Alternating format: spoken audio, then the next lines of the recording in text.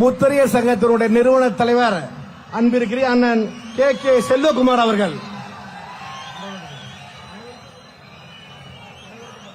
வன்னியர் சங்கம் நடத்துகிற சோழமண்டல சமய சமுதாய நல்லிணக்க மாநாட்டிற்கு முத்தரையர் சமூக மக்களினுடைய பிரதிநிதியாக எம்மை அழைத்திருக்கக்கூடிய சமூக நல்லிணக்க காவலர் டாக்டர் ஐயா அவர்களுக்கும், இளைஞர்களுடைய எழுச்சி நாயகர் பாட்டாளி மக்கள் கட்சியினுடைய தலைவர் அன்பு சகோதரர் அண்ணன்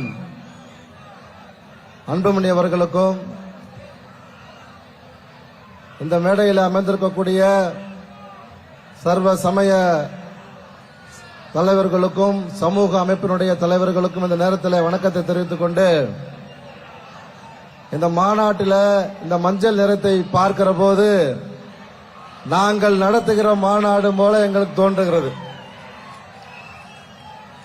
ஒரு பூர்வ ஜென்ம பந்தம்னு சொல்லுவாங்க. இந்த மாநாட்டிற்கு வரும்போது அவ்வளவு சந்தோஷத்தோடு ஆர்வத்தோடு நான் இந்த மாநாட்டில் கலந்து கொண்டிருக்கிறேன். அது மிகப்பெரிய வாய்ப்பை ஏற்படுத்தி கொடுத்த வன்னியர் சங்கத்திற்கும் பாட்டாளி மக்கள் கட்சிக்கும் இந்த நேரத்தில் வணக்கத்தை தெரிவித்துக் கொண்டு, சென்னையில நான் 4 நாட்களுக்கு முன்னால் பேசுகிற போது தமிழகம் முழுக்க ஆர்ப்பாட்டம் நடத்தியிருக்கிறோம். தலைநகர் சென்னையிலே நாங்கள் ஆர்ப்பாட்டம் நடத்தவில்லை. முதல் முறையாக பாட்டாளிகளோடு நாங்கள் தலைநகரிலே ஆர்ப்பாட்டத்தை துவக்கியிருக்கிறோம், போராட்டத்தை துவக்கியிருக்கிறோம் என்று சொன்னேன்.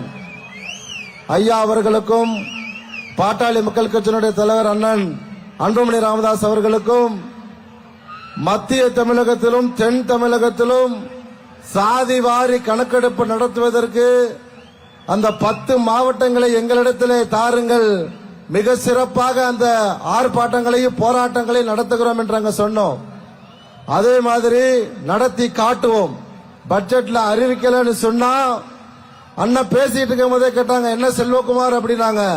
அந்த வார்த்தைக்கு நிச்சயமா மத்திய தமிழகத்திலும் தென் தமிழகத்திலும் மிக பெரும் கூட்டத்தை கூட்டி சாதி வாரி கணக்கெடுப்பு நடத்த தமிழக அரசை நிர்பந்தப்படுத்தி சாதி வாரி கணக்கெடுப்பை நடத்த வைப்போம் என்பதை இந்த மாநாட்டில் கூறிக்கொண்டு, அதே மாதிரி நாங்கள் நடத்துகிற ஆர்ப்பாட்டம் போராட்டத்திலே பாட்டாளி மக்கள் கட்சியும் வன்னியர் சங்கமும் எங்களோடு கைகோர்த்து தமிழகத்தினுடைய அனைத்து பகுதிகளில் நிற்க வேண்டும் என்ற நேரத்திலே கூறி, எங்களுக்கும் இந்த மாநாட்டிலே வாய்ப்பு கொடுத்த அண்ணன் அவர்களுக்கும் ஐயா அவர்களுக்கும்,